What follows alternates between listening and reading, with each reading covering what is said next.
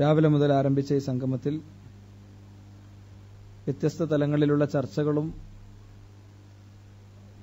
ആ ചർച്ചകളുടെ അടിസ്ഥാനത്തിലുള്ള രൂപപ്പെട്ട ചിന്തകളും ഉപകാരപ്പെടുന്ന രീതിയിൽ വരും ദിനങ്ങൾ ക്രമീകരിക്കാൻ നമുക്ക് കഴിയണമെന്ന ഒരു ചുരുക്കവാചകമാണ് ഈ സന്ദർഭത്തിൽ എനിക്ക് നിങ്ങളെല്ലാവരെയും ഓർമ്മപ്പെടുത്താനുള്ളത്.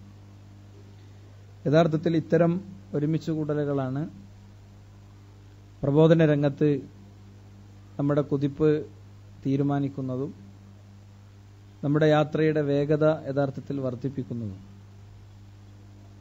ഒരുപക്ഷെ നമ്മൾ മഹാസമ്മേളനങ്ങളും വലിയ സദസ്സുകളും നമ്മുടെ ദാവാ മുന്നേറ്റങ്ങളുമൊക്കെ കാണുമ്പോൾ നമ്മളൽപ്പം കുഴപ്പമില്ല, സംഗതി ഗംഭീരമായിട്ടുണ്ട്, പഴയ സെൽഫി പ്രസ്ഥാനമല്ല, ഇപ്പോൾ കുറച്ച് ഉഷാറായിട്ടുണ്ട് എന്ന് ചിന്തിക്കുന്നു. ആ ചിന്ത നല്ലതാണ്, സന്തോഷകരമാണ്.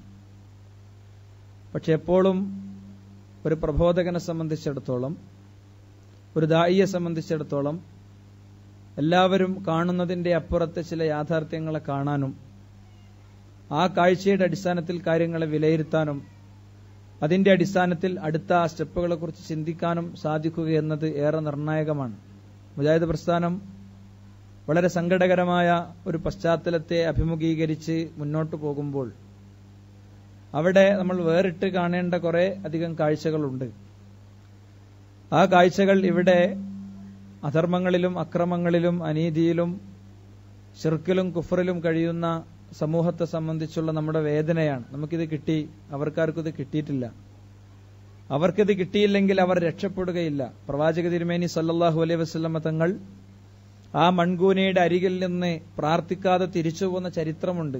മഹദിയായ പ്രവാചകൻ സല്ലല്ലാഹു അലൈഹി വസല്ലമ തങ്ങൾ ആ മൺകൂനയുടെ മുന്നിൽ നിന്ന് തിരിച്ചു പോന്നത് അദ്ദേഹത്തിന്റെ ഉമ്മയുടെ മയ്യത്ത് കിടക്കുന്ന ആ മൺകൂനക്ക് മുന്നിൽ നിന്നുകൊണ്ട് ഉമ്മാക്ക് പുറത്തു കൊടുക്കണേ എന്ന് പറയാനുള്ള അവസരം നഷ്ടപ്പെട്ടപ്പോഴായിരുന്നു. ആ അവസരം നഷ്ടപ്പെടുത്തിയ ഘടകം നമ്മുടെ കുടുംബങ്ങളിലുണ്ട്, നമ്മുടെ സമൂഹത്തിലുണ്ട്.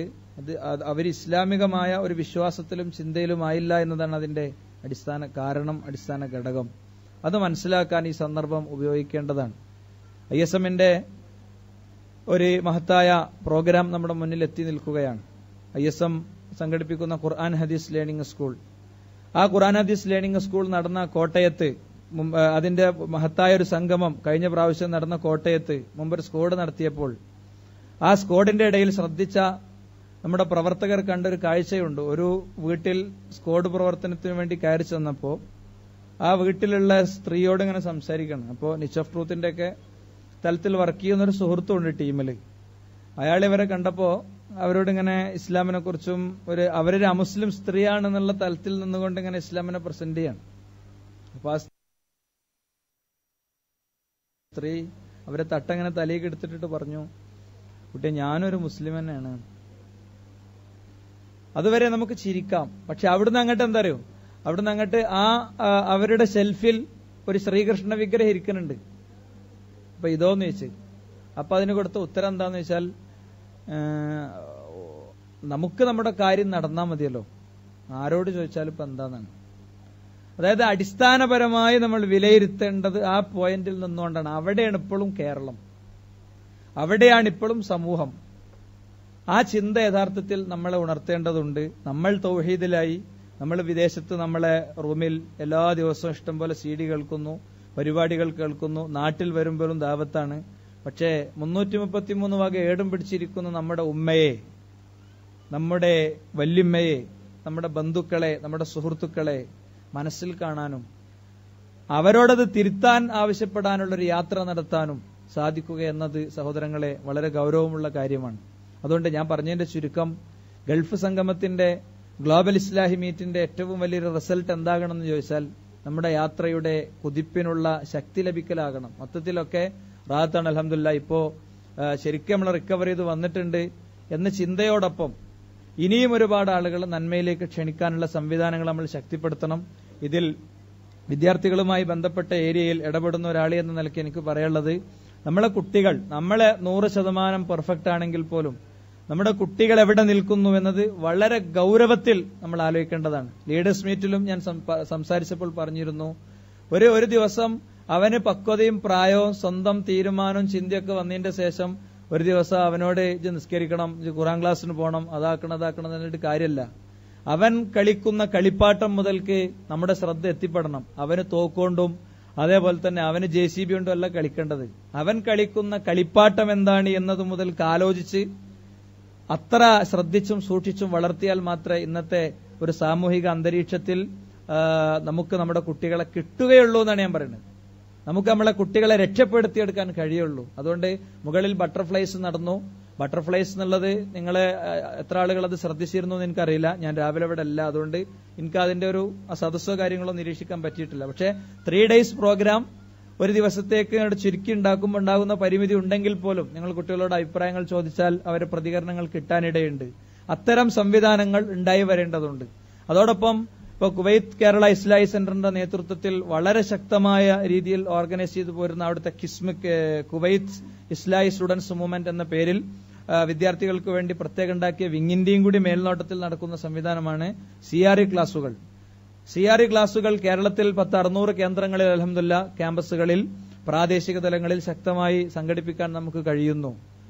ആ ഒരു തിരിച്ചറിവ് നമുക്ക് വേണം. ഒരു എഞ്ചിനീയറിംഗ് കോളേജിൽ, ഞാൻ പറഞ്ഞത് നീണ്ടുപോകും, ഒരു എഞ്ചിനീയറിംഗ് കോളേജിൽ CREക്ക് വേണ്ടി ചെന്നപ്പോ ഒരു കുട്ടി അവന്റെ ഒരു ഡയലോഗ്, നിങ്ങൾ CREക്ക് വിളിച്ചാൽ വരണം, കുറച്ച് ഗൗരവത്തില്. അപ്പൊ ഞാന് സ്കൂള് ഹാഫ് ഡേ ലീവ് എടുത്തിട്ടാണ് അവന്റെ CREക്ക് പങ്കെടുക്കാൻ പോയത്. എന്നിട്ടും ഇങ്ങനെ ഒരു ഡയലോഗ് അടിക്കുമ്പോ അതിലെന്തോ ഉണ്ടല്ലോ. അപ്പൊ ഞാൻ ചോദിച്ചു എന്തേ? ഞങ്ങളെ 3 തവണ വിളിച്ചാ നിങ്ങൾ വന്നിട്ടില്ല. അപ്പൊ ഞാനിങ്ങനെ 3 തവണ ഞാൻ അങ്ങനെ കാണിച്ചു കൊടുത്തടാ, ഇന്ന ഡേറ്റിനാണ് നീ വിളിച്ചത്, അന്ന് ഞാൻ ഇന്ന സ്ഥലത്തായിരുന്നു. അപ്പൊ പബ്ലിക് പ്രോഗ്രാംസ് ആണ്. നിങ്ങൾ പബ്ലിക് പ്രോഗ്രാമിനല്ല പോണ്ടേ, നിങ്ങൾ CREക്കാണ് പോണ്ടേ. അപ്പൊ അതിലൊരു ആശയം ഉണ്ടല്ലോ. എന്റെ സഹപ്രവർത്തകനാണ്, അയാൾക്ക് അങ്ങനെ പറയാനുള്ള അവകാശമുണ്ട് മുന്നിൽ നിൽക്കുന്ന ആളുകൾ എന്നുള്ള ആൾക്ക്. അപ്പൊ എന്താന്ന് വെച്ച്, അപ്പൊ വലിയ ഫോണാണ് അവന്, വലിയൊരു ഓട്ടോറിക്ഷ കൊണ്ടുപോകേണ്ട ജാതി വലിയൊരു ഫോണാണ്. അപ്പൊ അതിന്റെ ഗാലറി ഇങ്ങനെ തുറന്നിട്ട് കുറെ ഫോട്ടോസ്, ഒരു ചങ്ങാതി മുട്ട കടിച്ച് ഇവിടെയൊക്കെ ഇങ്ങനെ മൊത്തം പെയിന്റ് ഒക്കെ കൊടുത്ത് അവന്റെ വ്യത്യസ്ത രൂപത്തിലുള്ള ഫോട്ടോസാണ്. ഒരു ബൈക്ക് 3 ആൾ ഓടിക്കുക, മൂന്നാളും 3 ഹാൻഡിൽ കൈകാര്യം ചെയ്യുന്ന ഒരാള്, ബ്രേക്ക് വേറൊരാള്, ഇങ്ങനെ കുറെ ഫോട്ടോസ്. ഇതാരാന്ന് നിങ്ങൾക്ക് മനസ്സിലാകുന്ന വെച്ചു. ഞാൻ പറഞ്ഞില്ല, ഇത് ഞാനാണ്. അവസാനം അപ്പൊ ഞാൻ അങ്ങനെ ഒന്നും കൂടി നോക്കിയാണ്, നല്ല താടിയൊക്കെ വെച്ച് ഉഷാറായി, ഇസ്ലാമിക പ്രബോധന രംഗത്ത് വളരെ ലൈവായി ഓടുന്നൊരു കുട്ടി. എന്നിട്ട് അവന്റെ ഡയലോഗ് ഇപ്പൊ നിങ്ങൾക്ക് മനസ്സിലായോ? ഞാൻ എന്തുകൊണ്ട് നിങ്ങൾ CREക്ക് വരണമെന്ന് പറഞ്ഞ്, ഇവിടെ ഇന്ന സ്ഥലത്ത് CRE നടക്കുമ്പോൾ ഞാനതിലെങ്ങനെ പോകും, നമ്മളാരും ശ്രദ്ധിക്കല്ല. ഒരു 3 പെൺകുട്ടികളോ 2 ആൺകുട്ടികളോ ഉണ്ടാവും. ഒരു ഉസ്താദ് ഒന്ന് സ്ഥിരം ക്ലാസ് എടുക്കും. ഒരു ദിവസം ഞാൻ വെറുതെ അവിടെ ബാക്കിൽ പോയി ഇങ്ങനെ ഇരുന്ന്, ഞാൻ ശരിക്കും പോയത് അവരെ ഒന്ന് റെഡിയാക്കാൻ വേണ്ടിയാണ്. ഞാൻ അവിടെ പോയിരുന്നപ്പോ എല്ലാവരും ഇങ്ങനെ നോക്കാൻ തുടങ്ങി. അപ്പോ പെൺകുട്ടികൾ കുറച്ചുകൂടെ മുന്നിലേക്ക് കയറിയിരുന്നു. അങ്ങനെ ക്യാമ്പസിൽ സ്വാലിയായ ആൺകുട്ടികൾ വന്നാൽ ചില പെൺകുട്ടികൾ മുന്നിലേക്ക് കയറിയിരിക്കും. അങ്ങനെ കുറച്ച് മുന്നിലേക്കാണ് കയറിയിരുന്നു. അപ്പോ പക്ഷെ ആ സാറന്ന് പറഞ്ഞത് മുഴുവൻ എന്നെ കുറിച്ചാണ്. അതോടുകൂടെ തീരുമാനം എടുത്ത് അൽഹംദുലില്ലാ എനിക്ക് ഹിദായത്ത് കിട്ടിയതാണ്. ഇങ്ങനത്തെ ഒരു സംവിധാനം അൽഹംദുലില്ലാ നമ്മളെ പ്രോഫ്കോണിനെക്കാളും ശക്തമായി റിസൾട്ട് ക്യാമ്പസിൽ ഉണ്ടാക്കിക്കൊണ്ടിരിക്കുന്ന ഒരു കാര്യമാണ്. MES മെഡിക്കൽ കോളേജിൽ പെരിന്തൽമണ്ണ ആരിസ്കയാണ് CRE എടുക്കുന്നത്. അങ്ങനെ പല സ്ഥലങ്ങളിൽ നമ്മുടെ പ്രമുഖരായ ഫാക്കൽറ്റികളാണ് CRE ഓർഗനൈസ് ചെയ്തുകൊണ്ടിരിക്കുന്നത്. അല്ലാത്ത സ്ഥലങ്ങളുണ്ട്. അപ്പോ ഈ ഒരു അർത്ഥത്തിൽ വിദേശ രാജ്യങ്ങളിൽ ഇത് നമുക്ക് ഭംഗിയായി സംഘടിപ്പിക്കാൻ കഴിയും. അതിന് നേതൃത്വം കൊടുക്കുന്ന സെന്ററുകൾ അത് ശ്രദ്ധിക്കുന്നതിലേറെ രക്ഷിതാക്കളാണ് ഇത് ശ്രദ്ധിക്കേണ്ടത്. കാരണം നമ്മൾ മരിച്ച് നമ്മളെ മണ്ണിൽ വെച്ചാൽ നമ്മുടെ നാട്ടിലെ പള്ളിക്കാട്ടിലെ കുറ്റിച്ചെടികൾ വകഞ്ഞു നീക്കി അവൻ വരണം. അവൻ വന്ന് നമുക്ക് വേണ്ടി ആത്മാർത്ഥമായി പ്രാർത്ഥിക്കണം. അങ്ങനത്തെ ഒരു മോനെ കിട്ടുക എന്നുള്ളതാണ് അള്ളാഹുവിന്റെ റസൂൽ ഭൂമിയിൽ നീക്കിയിരിപ്പുകളുടെ കൂട്ടത്തിൽ പറഞ്ഞിട്ടുള്ളത്. അതുകൊണ്ട് ഞാൻ അവസാനിപ്പിക്കുകയാണ്. സുഹൃത്തുക്കളെ, ഈ യാത്രയുടെ ദൂരം വളരെ ചെറുതാണ്. ഒരു ഞരമ്പ് പണിമുടക്കുന്നതോടുകൂടെ അവസാനിക്കുന്ന, ഒന്ന് കാല് കല്ലിൽ വെച്ച് കുത്തി വീണാൽ അവസാനിക്കുന്നതാണ്. ഇവിടെ ഇന്ന് വളരെ സജീവമായി പങ്കെടുത്ത നമ്മുടെ നേതൃനിരയിൽ നിൽക്കുന്ന ഒരു ബഹുമാന്യ സുഹൃത്തിന്റെ ഉപ്പയുടെ മരണം ജസ്റ്റ് പോണ വഴിക്ക് ഒരു കല്ലിൽ തട്ടി അയാൾ വീണു, നേരെ ആശുപത്രി കൊണ്ടുപോയി, പിന്നെ ബോധം വന്നിട്ടില്ല.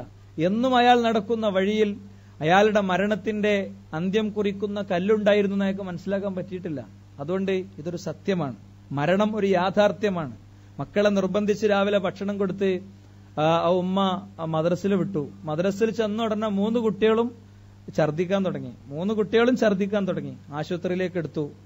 ആദ്യത്തെ കുട്ടി മരിച്ച വിവരം ഡോക്ടർ പറഞ്ഞപ്പോൾ നാടും അറിഞ്ഞവരുമൊക്കെ ആത്മാർത്ഥമായി പ്രാർത്ഥിച്ചു മറ്റു 2 കുട്ടികൾ തിരിച്ചു വരാൻ. പക്ഷേ ഒരു നാട് 3 മയ്യിത്തുകൾ നമസ്കരിച്ചുവെങ്കിൽ, 3 ആംബുലൻസുകൾ സൈറൻ മുഴക്കി ഒരൊറ്റ ശ്മശാനത്തിലേക്ക് വന്നുവെങ്കിൽ എന്തതിന്റെ കാരണം എന്നറിയോ? രാവിലെ ഉമ്മ നിർബന്ധിച്ചു കൊടുത്ത അപ്പക്കഷ്ണങ്ങളിൽ മരണം ഒളിച്ചിരുന്നു.